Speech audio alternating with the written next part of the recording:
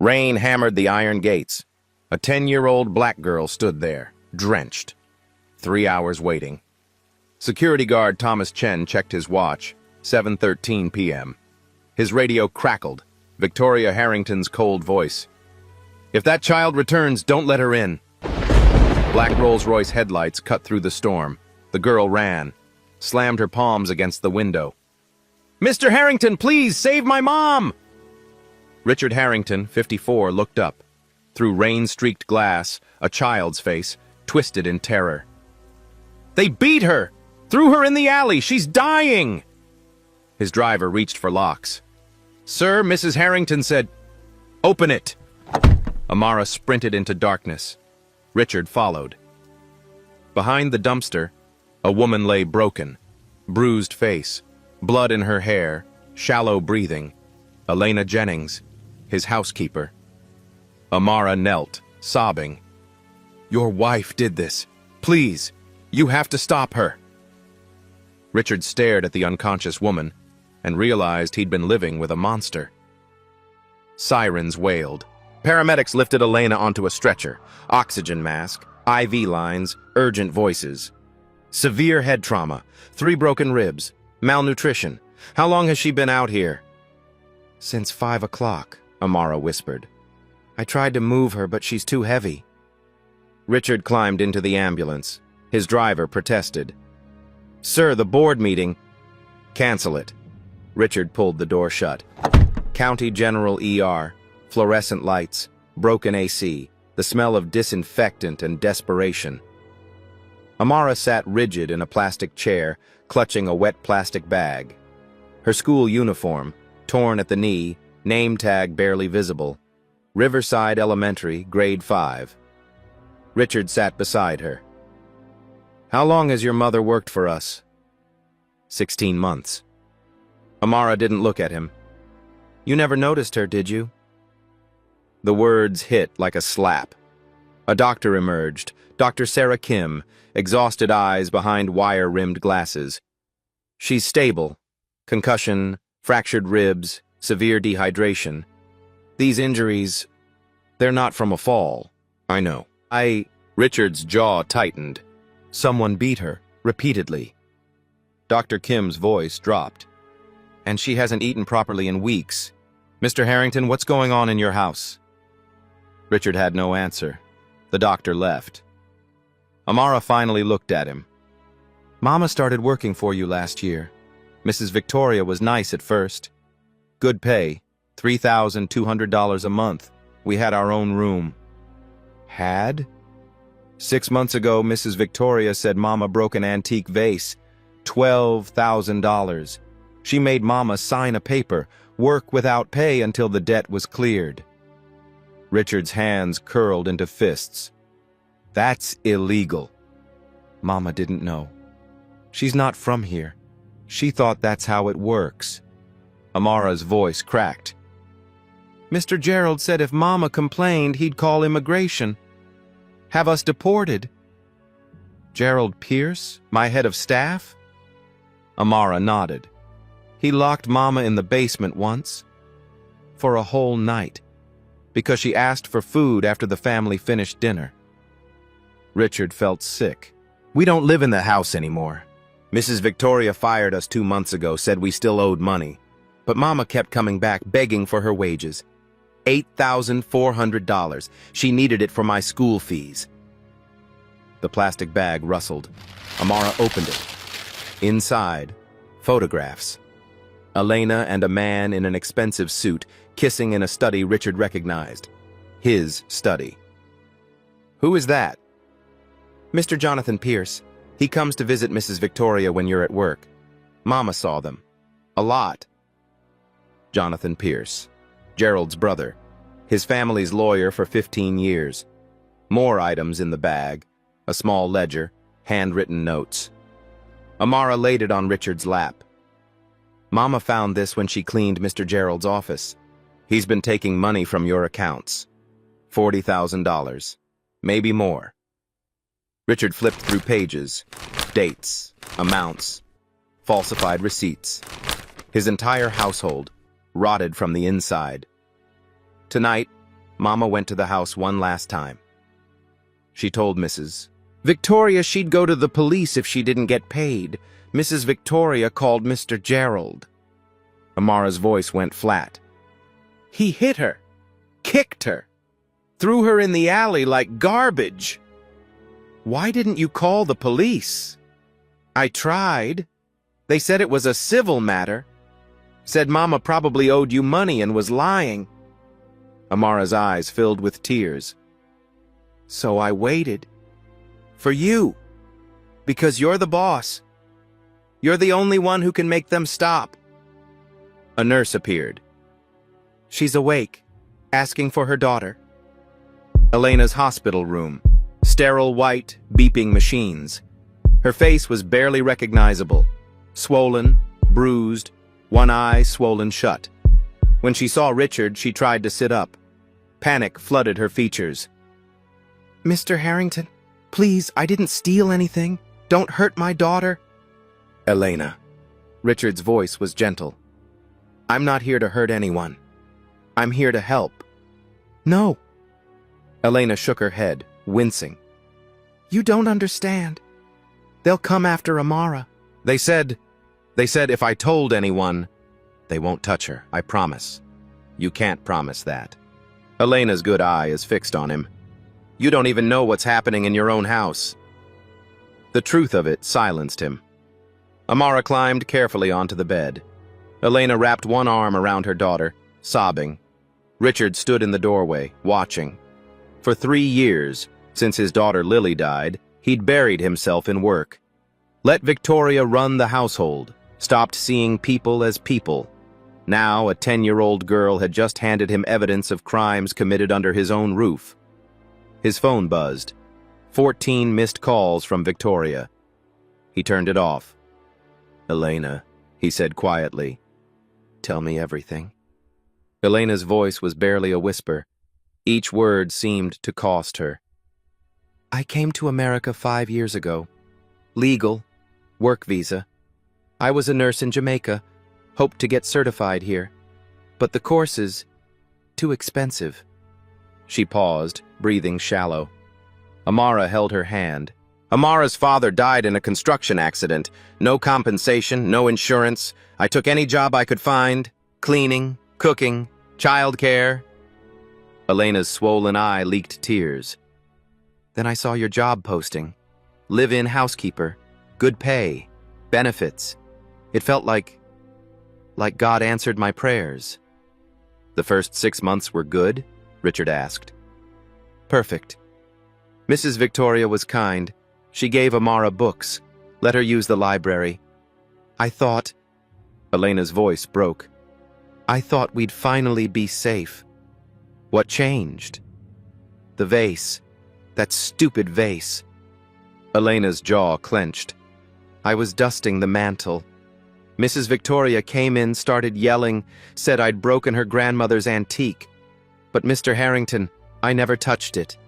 It was already cracked when I started cleaning. She set you up. Mr. Gerald showed me the broken pieces. $12,000, he said. He had papers ready.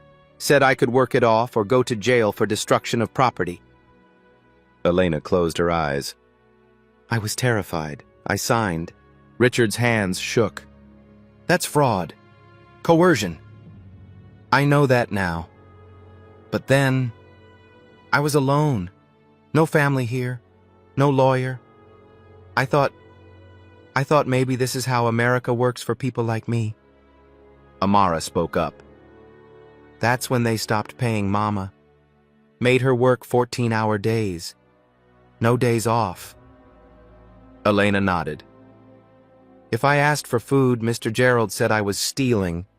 If I looked tired, Mrs. Victoria said I was lazy. When I asked about my wages, she'd add more to the debt.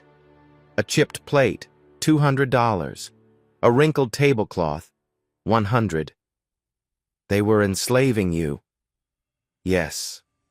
The word came out like a sigh. And I let them. Because I was scared. Because Amara needed me. Because... Elena looked at her daughter. Because I didn't want her to see me as weak. Mama, you're not... Shh, baby.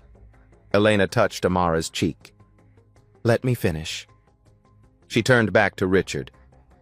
2 months ago, Mrs. Victoria fired me. Said I still owed $7,000. Told me to leave immediately. No final pay, no references. Mr. Gerald escorted me out like a criminal. But you kept coming back. I had to. That money, $8,400, I earned it. Every penny. Amara's school needs tuition. Our landlord is threatening eviction. We've been eating 1 meal a day. Elena's voice hardened. I wasn't going to let them steal my daughter's future. Richard stood, paced. The photographs. Jonathan Pierce and Victoria. I saw them together many times. In your study, your bedroom, once in the wine cellar. Elena's voice dropped. I'm sorry I invaded your privacy, but I needed proof. In case they did exactly what they did tonight. Gerald's embezzlement? I found the ledger in his office. He didn't know I could read financial records. I managed hospital budgets back home.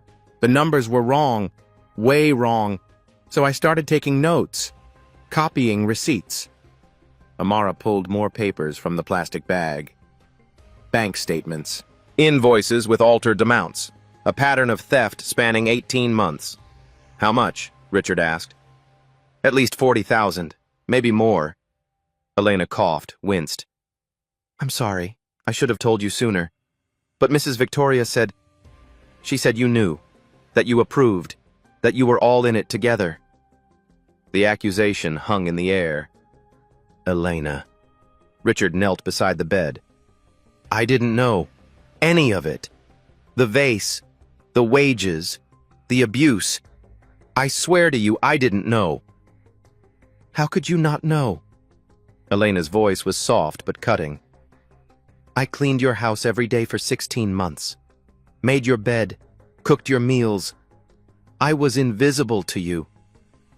The words landed like stones. You're right. Richard's throat tightened. After my daughter died, I stopped paying attention. To anything, anyone. I let Victoria run everything. I just worked. And I'm sorry. I'm so sorry. Silence. Then Amara spoke. Will you help us now? Richard looked at the child, 10 years old, sitting in a hospital chair too big for her, asking the man who'd failed her mother if he'd finally do the right thing. Yes. He stood. Elena, you and Amara are not going back to that rental room. I'm putting you in a hotel.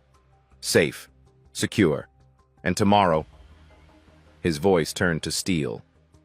Tomorrow, I'm going home to have a conversation with my wife.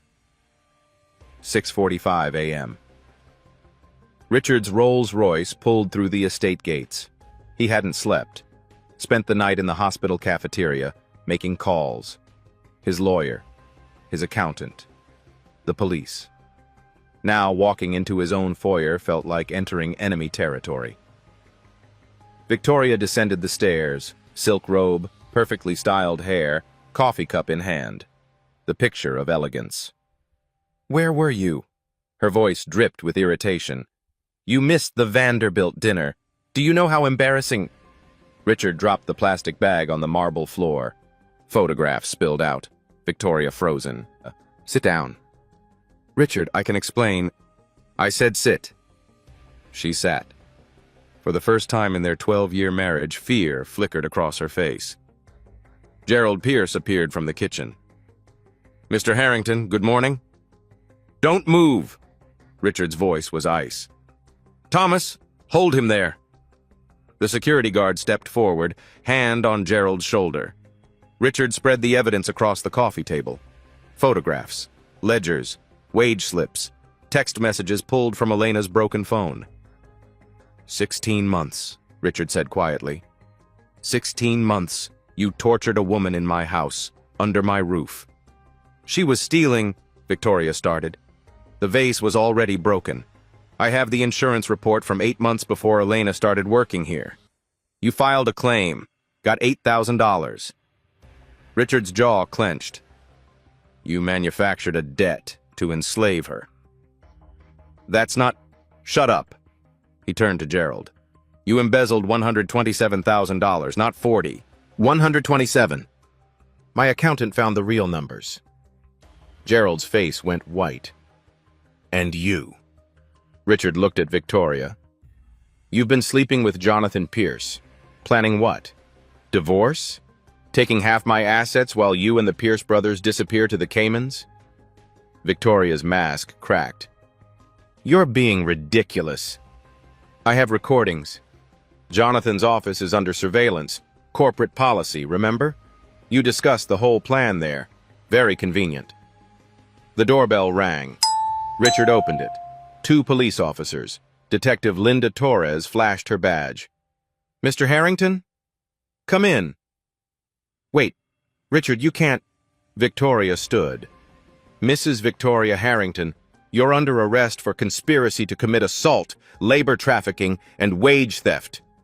Detective Torres pulled out handcuffs. You have the right to remain... This is insane! Victoria's voice rose to a shriek. That woman is lying. She's a con artist. Richard, tell them...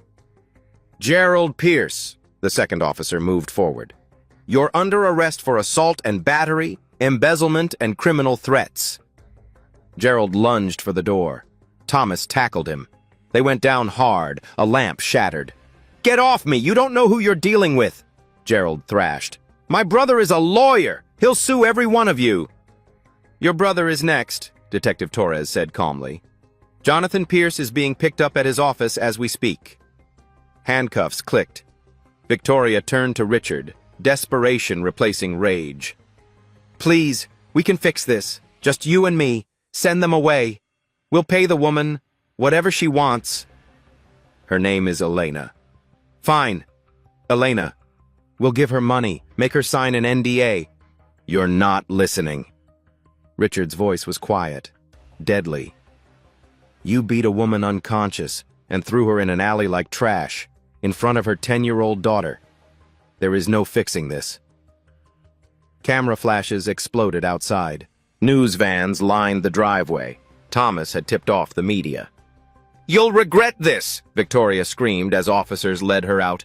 I'll take everything. Your reputation, your company, everything. The door closed. Silence. Richard stood alone in his 14,000-square-foot mansion. Empty. Cold. His phone rang. The hospital. Mr. Harrington? Elena is being discharged. She's asking, should she go back to her rental? No.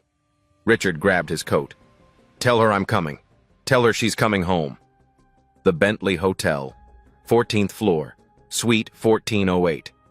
Richard knocked. Amara opened the door, wearing clothes 3 sizes too big, courtesy of the hotel gift shop. Mr. Harrington! She threw her arms around his waist. Elena sat on the couch, freshly showered, face still swollen but cleaned. A nurse had just left. Fresh bandages, pain medication, discharge papers. How are you feeling? Like I was hit by a truck. Elena tried to smile, winced. But alive. Thanks to you. Richard sat across from her. Victoria and Gerald were arrested this morning. Jonathan Pierce is in custody. It's over. Elena's good eye filled with tears. I can't believe it. I mean, I hoped, but I didn't think you'd actually do it. You didn't think I would? You're rich. She's your wife. I'm just a housekeeper. You're a person who was tortured in my home while I looked the other way. Richard's voice cracked. I'm sorry, Elena. I'm so sorry. Amara climbed onto the couch beside her mother. What happens now? Elena asked quietly. That's why I'm here. The social worker said you were going back to your rental. I can't let you do that. Elena stiffened. Mr. Harrington, we're grateful, but we're not charity cases. I'm not offering charity. I'm offering justice. He leaned forward. I have a townhouse in Riverside, 3 bedrooms. Separate guest apartment with its own entrance. It's been empty since my daughter died. I want you and Amara to stay there. While you recover. While we figure this out. We can't afford rent. No rent. You don't owe me anything. This is me correcting a crime that happened under my roof. Elena shook her head. People will talk. Billionaire and his housekeeper living together.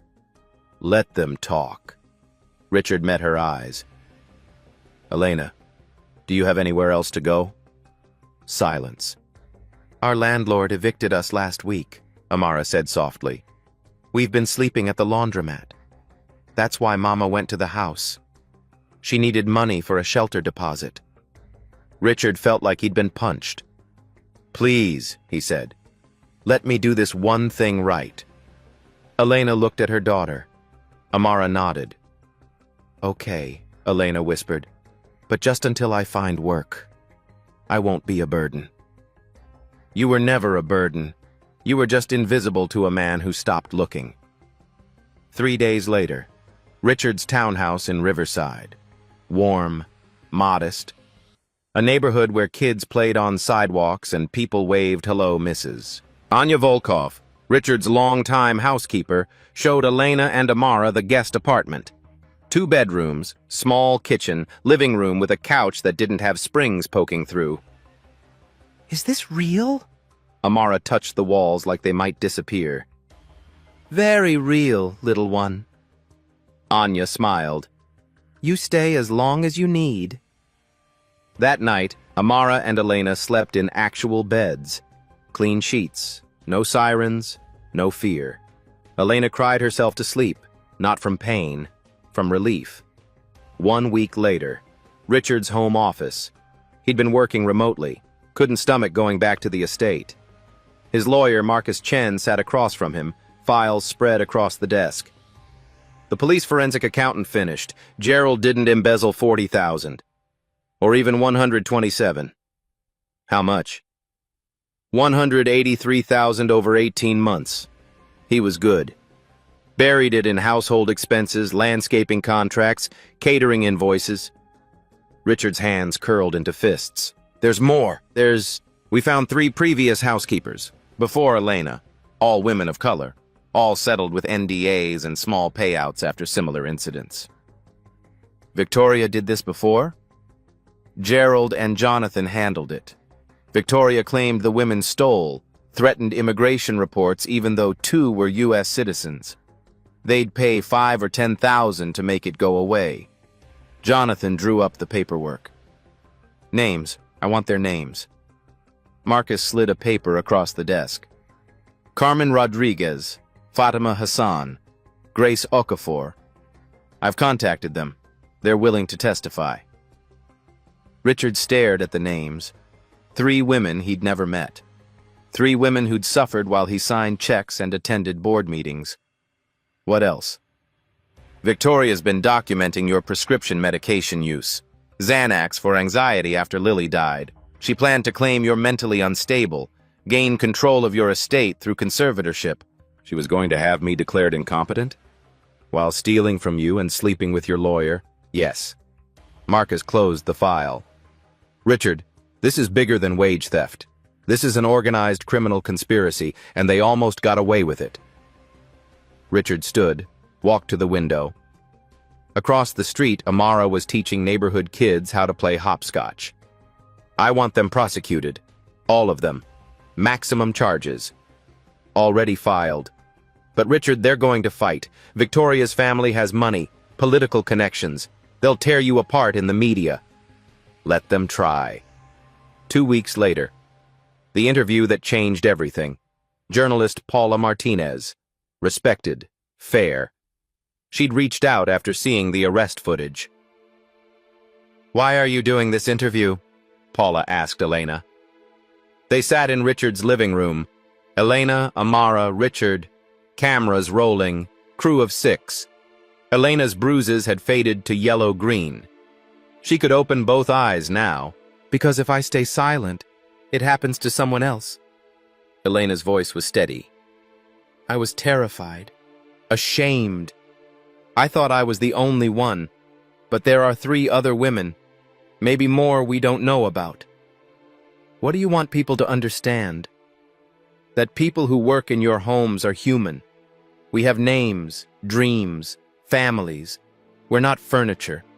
We're not invisible. Elena's voice cracked. And when you look away, when you don't ask questions, you're not innocent. You're complicit. Paula turned to Amara. You're 10 years old.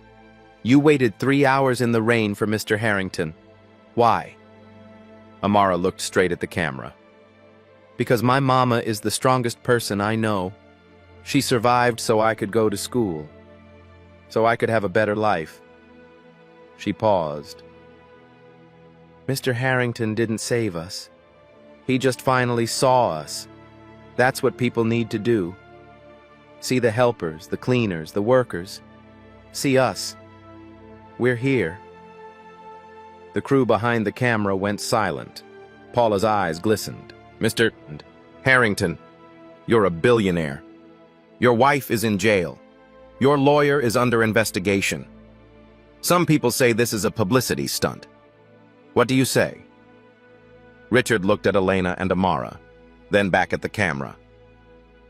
I say I was the man of the house, and I let a criminal operation run under my own roof because I was too comfortable to pay attention, too buried in grief to see suffering 3 floors below me. He leaned forward.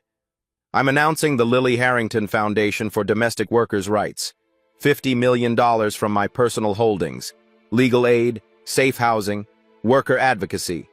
Because Elena is right. When we look away, we're complicit. He stood. If you employ people in your home, see them. Know their names. Ask about their lives. Pay them fairly. Your comfort should never cost someone their dignity. The interview aired that night. 28 million views in 48 hours. The hashtag #ISeeThem trended worldwide. Donations flooded in. Domestic workers from 50 states shared stories. And Richard Harrington, billionaire, CEO, grieving father, became the face of a movement he never intended to start. 1 month later. Saturday morning. Amara sat at the kitchen table, math homework spread out. Richard leaned over her shoulder. If Train A leaves at 60 miles per hour, and Train B leaves 30 minutes later at 75 miles per hour, Amara chewed her pencil. When do they meet? You tell me. Amara scribbled equations. Her tongue stuck out in concentration. 1 hour and 12 minutes. Show me your work. She did. Perfect. You're going to be an engineer someday, Richard said. Maybe, or a lawyer, so I can help people like Mama. Elena appeared in the doorway, dressed for her first day at Mercy Hospital, part-time nursing assistant position. Dr. Rebecca Hartman, an old colleague, had vouched for her despite the employment gap. How do I look? Elena smoothed her scrubs. Beautiful, Richard said, then caught himself. I mean, professional, very professional. Amara giggled. Elena's cheeks warmed. Thank you, for everything. The interview helped. Dr. Hartman said half the hospital staff saw it. You earned that job yourself. Still. Elena picked up her bag. I start paying rent next month, I insist. Elena. I insist, Richard. The first time she'd used his first name. I need to do this, for me. He understood.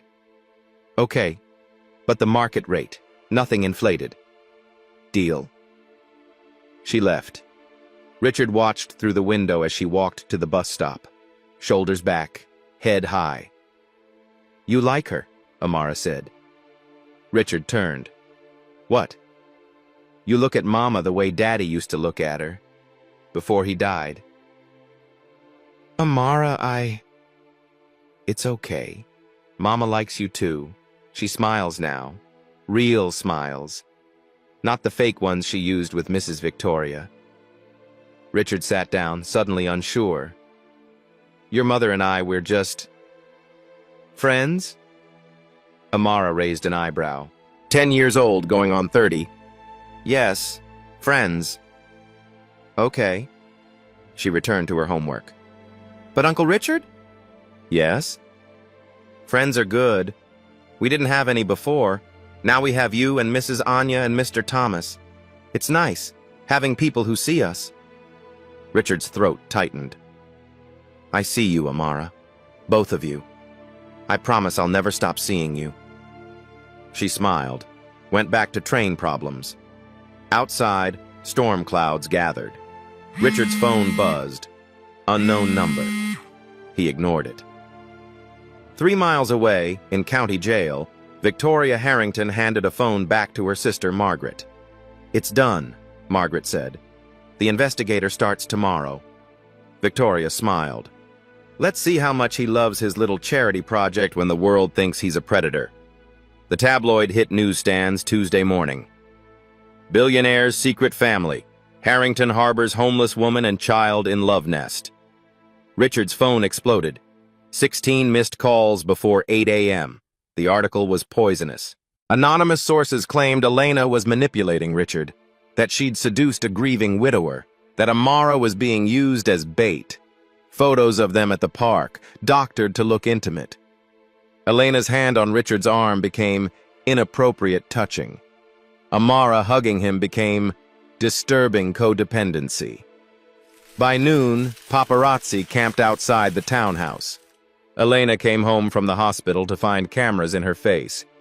Ms. Jennings, are you in a relationship with Richard Harrington? How much is he paying you? Is this about money or revenge against his wife? She pushed through, shaking. Inside, Amara sat on the couch, laptop open, tears streaming down her face. Mama, they're saying horrible things about you. About us. Elena looked at the screen. Comment sections filled with venom. Gold digger. Liar. Scammer. Worse words. Racial slurs. Baby, close that. Now.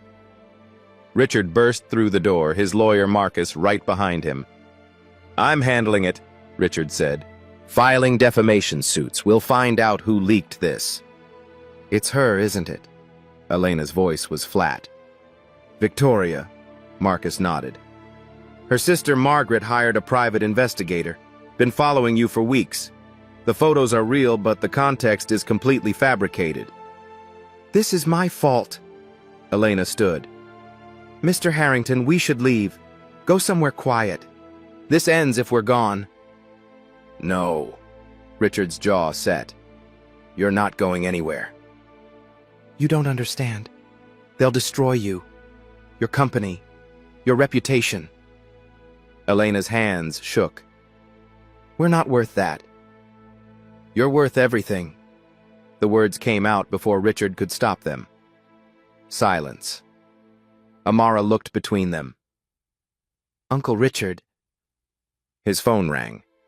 Marcus answered, listened, his face going pale. Richard, Child Protective Services just filed an emergency petition. They're coming for Amara. Elena's knees buckled. Richard caught her. On what grounds? Richard demanded. Anonymous report.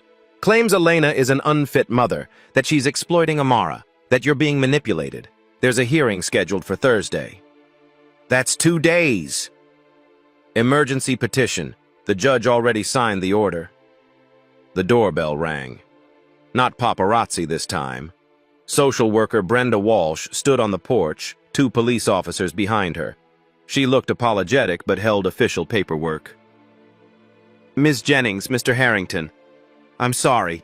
I have a court order for temporary removal of Amara Jennings pending investigation of endangerment allegations.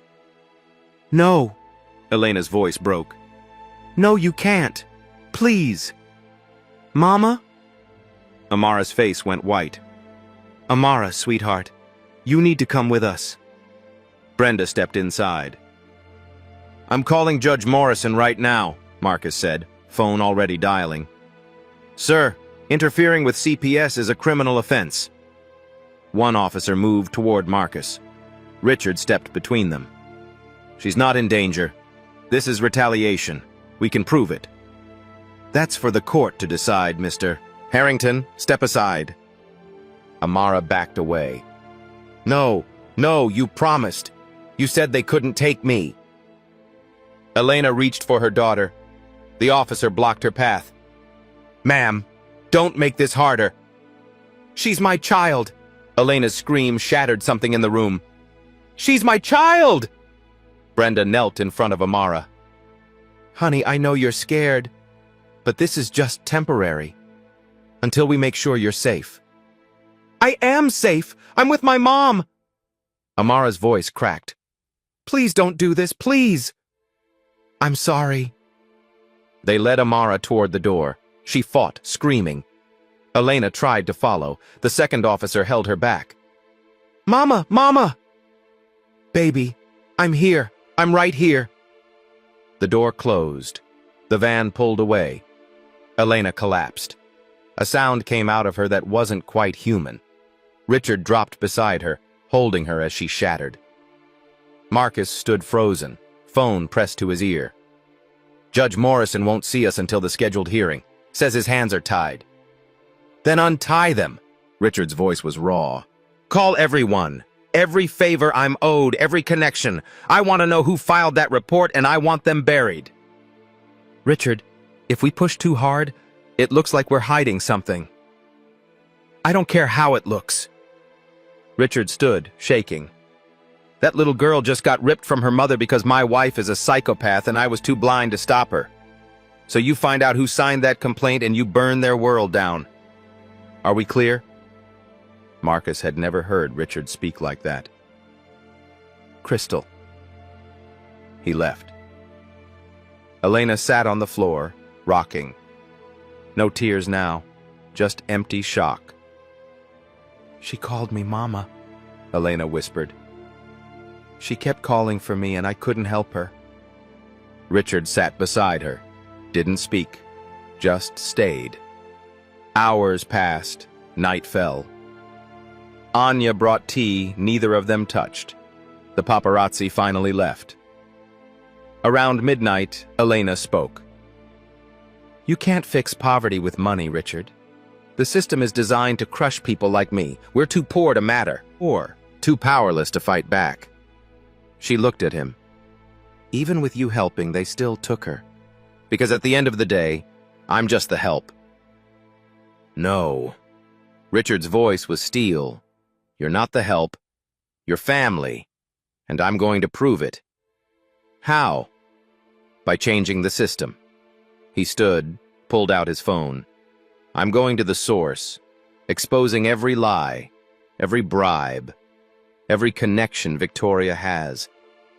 And I'm going to make sure the world knows exactly who tried to destroy you. What if we lose? Richard looked at her. Then we lose fighting. Together. Elena's eyes filled with tears. Not from despair this time, from something else. Why are you doing this? Really? Because 3 years ago, my daughter died and I stopped seeing people as people. I stopped fighting for anything. Then a 10-year-old girl in a rainstorm reminded me what it means to be brave. He sat back down beside her. You and Amara gave me my life back. Now I'm going to give you yours. Elena leaned against his shoulder, exhausted, terrified, but not alone. Promise me we'll get her back. I promise. Outside, a camera clicked. Tomorrow's headline was already written. But Richard Harrington didn't care about headlines anymore. He cared about a woman who'd survived slavery in his house, and a little girl who deserved better than a world that called her invisible. And he was going to burn that world down to build her a new one. Wednesday morning, Richard's conference room. Crisis team assembled. Rachel Kim, private investigator. Sharp eyes, sharper mind. Marcus Chen, attorney. Files stacked 3 feet high. Jasmine Brooks, PR manager. Already fielding 40 media requests. Dr. Yolanda Martinez, child psychologist. Pro bono for Elena. Thomas Chen, former security guard. The man who'd started it all. 24 hours until the hearing, Richard said. What do we have? Rachel opened her laptop. The CPS complaint was filed from an IP address registered to Margaret Sutton, Victoria's sister, 55 years old, socialite, 3 homes including one in the Hamptons. Connection to Victoria? Deep. Margaret's been visiting Victoria in jail twice weekly. Phone records show 83 calls between them in the past month. And here's the kicker. Rachel pulled up a bank statement. Margaret wired $85,000 to Dr. Harold Klein 3 weeks ago. Who's Dr. Klein? Elena asked. She sat in the corner, hollow-eyed. Hadn't slept. The psychologist who wrote the endangerment report for CPS. Rachel's smile was cold. His license has been suspended in 2 states, New York and California, for providing false testimony in custody cases. Marcus leaned forward. That's inadmissible evidence. We can get the whole case thrown out. There's more. Rachel clicked to another file. Dr. Klein has a history. He's been hired 16 times by wealthy families trying to gain custody from poorer parents. 15 of those cases, he declared the lower-income parent unfit. Pattern of bias, pattern of fraud. Can we prove Margaret hired him specifically to lie? Richard asked. Working on it. But I found this. Rachel played an audio file. Victoria's voice, tinny through a jail phone. Make them suffer. Take the kid. Break them. Margaret's response. Done. Judge Preston owes me favors. It's handled. The room went silent. Judge Preston, Marcus said slowly. Harold Preston. He's the one who signed the emergency order. And he's been to Margaret's Hampton house 4 times in the past year, Rachel added. According to her housekeeper, who I interviewed this morning, Margaret hosts fundraisers for his re-election campaign. So the judge is dirty, Jasmine said. Or at least compromised, Marcus corrected. We file a motion to recuse ourselves, cite conflict of interest. Will it work? Elena's voice was barely audible. It should, but we need more. Richard stood, paced. Rachel, what else? I contacted the 3 previous victims. Carmen Rodriguez is willing to testify. So is Fatima Hassan. Grace Okafor is scared, but she's considering it. Thomas cleared his throat. I have something. Security footage from the estate. 6 months of it. Shows Gerald locking Elena in the basement. Shows Victoria verbally abusing her. Shows Elena being denied food. Why didn't you come forward sooner? Elena asked. Thomas looked at the floor. I was afraid of losing my job. Victoria reported me to immigration. My wife, she's undocumented. I have 2 kids. He met Elena's eyes. I'm sorry, I should have been braver. You're here now, Elena said quietly. That's what matters. Dr. Martinez spoke up. I visited Amara yesterday at the foster home. She's with the Kowalski family. Good people. But Amara is showing signs of acute trauma. Nightmares, not eating. She keeps asking when her mother is coming. Elena's composure cracked. Richard moved to her side. I need to see her, Elena whispered. Supervised visitation is this afternoon, Marcus said gently. 2 hours, at the CPS office. 2 hours! Elena's laugh was bitter. 2 hours with my own daughter. We're going to fix this, Richard said. You keep saying that. But what if we can't? Elena looked up at him. What if they decide I'm not good enough? That I'll never be good enough because I was homeless and desperate and stupid enough to trust the wrong people? Then we appeal, and we fight, and we don't stop fighting until you get her back. Jasmine interrupted. We need to go public. Controlled narrative before they spin this further. Show the evidence. Expose Margaret and Klein and Preston. That's risky, Marcus warned. Could prejudice the case. Or it could save it, Rachel countered. Public pressure works. The ISE Them movement is already mobilizing. Protests planned outside the courthouse tomorrow. The media is hungry for the real story. Richard looked at Elena. It's your call. Your story to tell. Elena stood, wiped her eyes.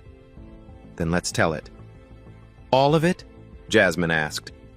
The abuse? The slavery? The conspiracy? All of it. Elena's voice hardened. If my suffering can help one other mother keep her child, then it's worth it. Let them see what Victoria Harrington really is. Let them see what people like Margaret Sutton do to people like me. Richard squeezed her hand. Then we go to war. Thursday morning, family court, standing room only. Outside, 300 protesters chanted, "Free Amara! Justice for Elena!" News helicopters circled overhead. Judge Harold Preston looked uncomfortable. Very uncomfortable. Elena sat at the plaintiff's table, hands folded. Richard beside her. Marcus on the other side, briefcase full of ammunition. Across the aisle, Margaret Sutton's attorney. Expensive suit. Smug smile. Your Honor. Marcus stood immediately. Before we proceed, I'm filing a motion to recuse. You have a documented relationship with Margaret Sutton, who filed the complaint. You've attended her fundraisers, accepted campaign donations. Judge Preston's face reddened. Counselor, I resent the implication. I have photographs, bank records, and a recording of Mrs. Sutton telling her sister, Judge Preston owes me favors. It's handled. The courtroom erupted. Another judge, Maria Santos, entered from chambers. Judge Preston, a word. They disappeared. 15 minutes passed. Judge Preston returned, ashen. I'm recusing myself. Judge Santos will preside. He left. Judge Santos, 60 years old, iron gray hair, zero patience, took the bench. Let's proceed. Mr. Chen, present your case. Marcus nodded. Your Honor, this isn't child endangerment, it's revenge. Orchestrated by Victoria Harrington from jail, executed by her sister Margaret Sutton, using fabricated evidence and a corrupt psychologist. Serious allegations. Serious proof. Marcus called Rachel Kim. Rachel took the stand, presented bank records showing Margaret's $85,000 payment to Dr. Harold Klein, showed Klein's history of suspended licenses in 2 states, played the recorded phone call. Victoria's voice. Make them suffer. Take the kid. Break them. Margaret's response. Done. Judge Preston owes me favors. It's handled. The courtroom buzzed. Next witness, Thomas Chen. I worked security for the Harrington estate for 8 years. I saw Mrs. Victoria abuse Elena Jennings repeatedly. I have 6 months of security footage. The footage played. Elena locked in the basement, pounding on the door, begging. Several people gasped. Third witness, Carmen Rodriguez. Mrs. Harrington did the same to me 4 years ago. Accused me of stealing. Made me work without pay. Mr. Jonathan Pierce paid me $10,000 to sign an NDA and disappear. I was scared then. I'm not scared anymore. Fourth witness, Dr. Yolanda Martinez. I conducted an independent evaluation of Amara Jennings. She's well-adjusted, intelligent, with a strong bond to her mother. She shows no signs of manipulation or abuse. Dr. Klein's report is professionally negligent. She presented test results, interviews, drawings Amara made, all showing her mother as protector. Removing this child was traumatic and unjustified. Amara needs to be returned to Elena Jennings immediately. Judge Santos turned to the defense.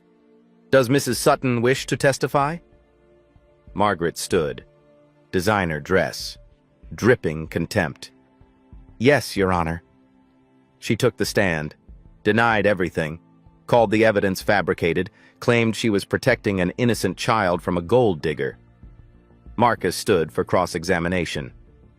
Mrs. Sutton, you wired $85,000 to Dr. Klein. What was that payment for? A donation to support his work with at-risk families. At-risk families? Marcus pulled out Klein's case history. You mean wealthy families taking children from poor parents? That's 94% of his caseload.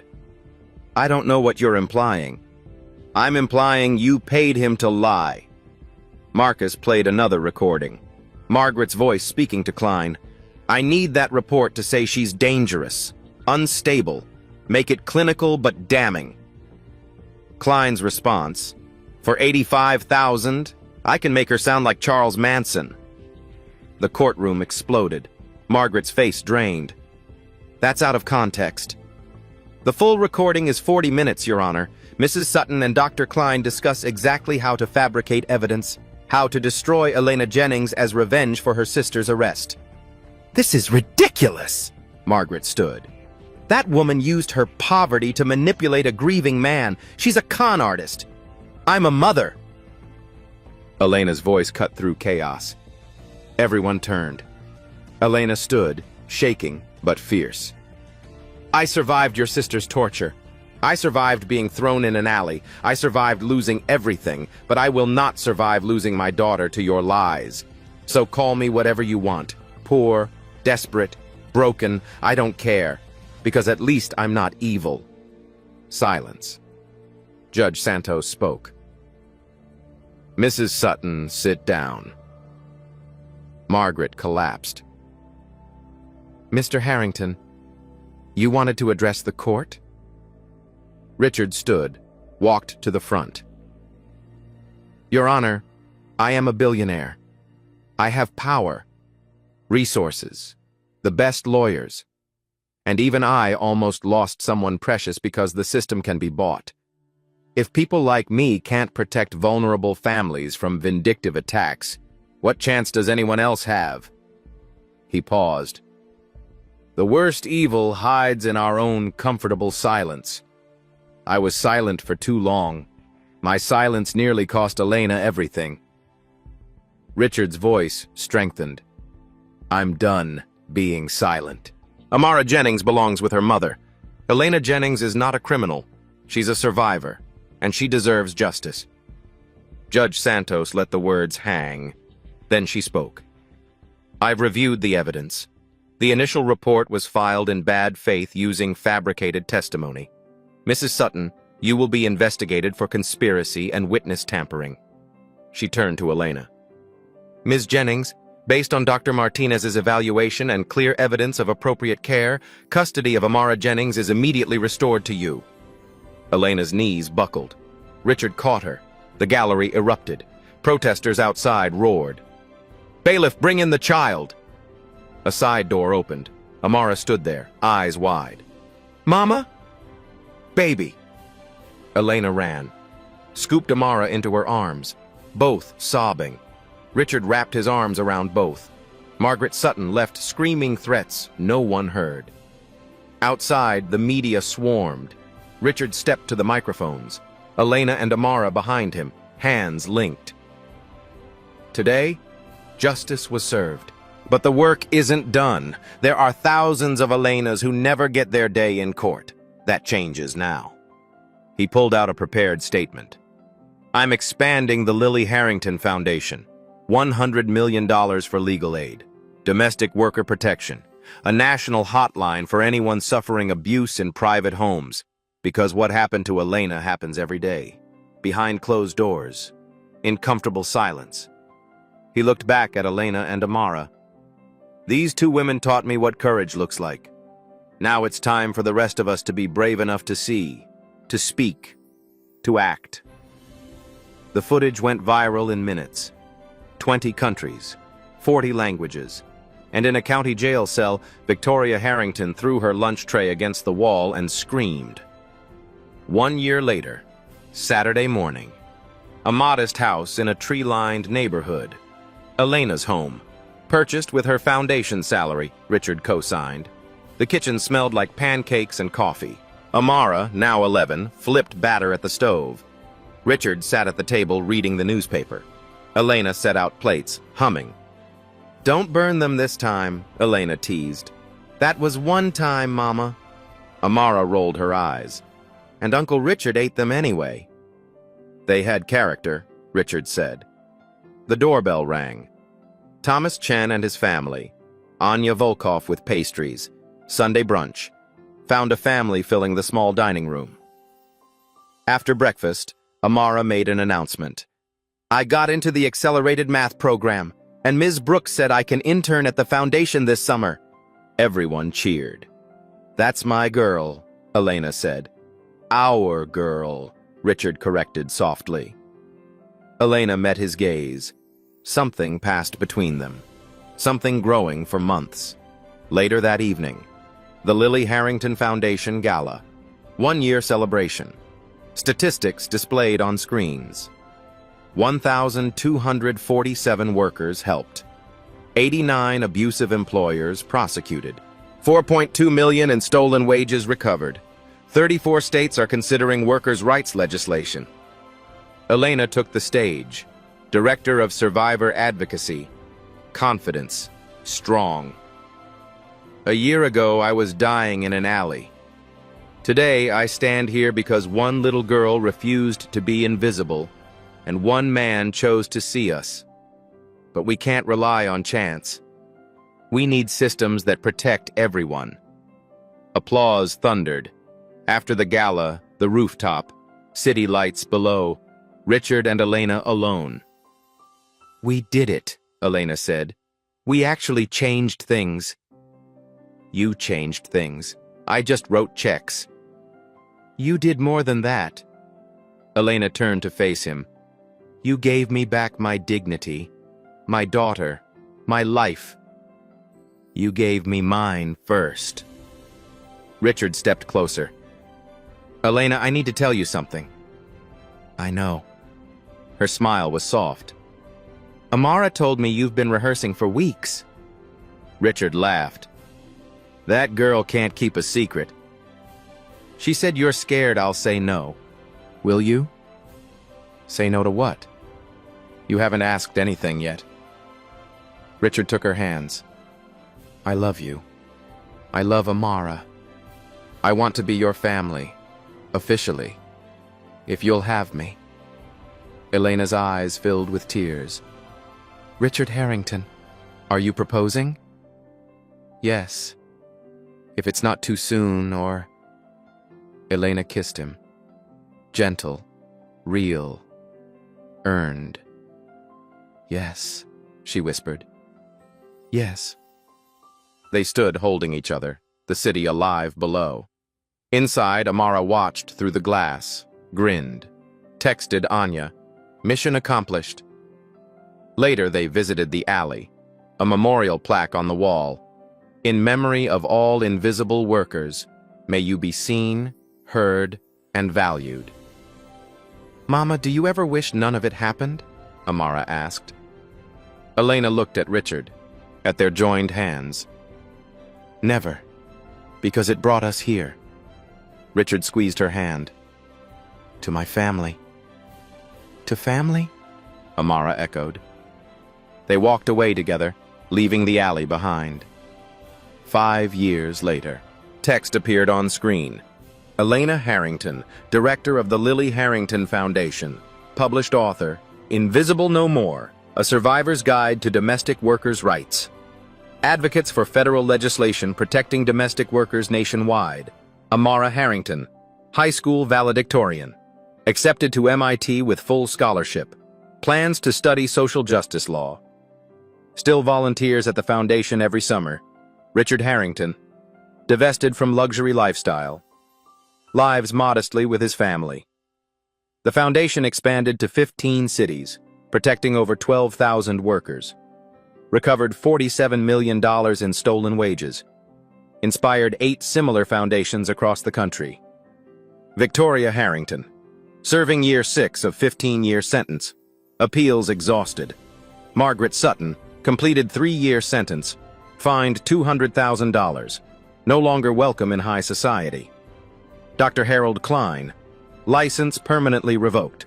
Under federal investigation. Carmen Rodriguez, Fatima Hassan, Grace Okafor. All employed by the foundation, helping new survivors navigate the system.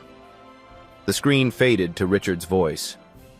People ask me what changed that night in the alley. The truth? I finally woke up. We live in a world where suffering happens in our own homes, and we call it not our problem. But it is our problem.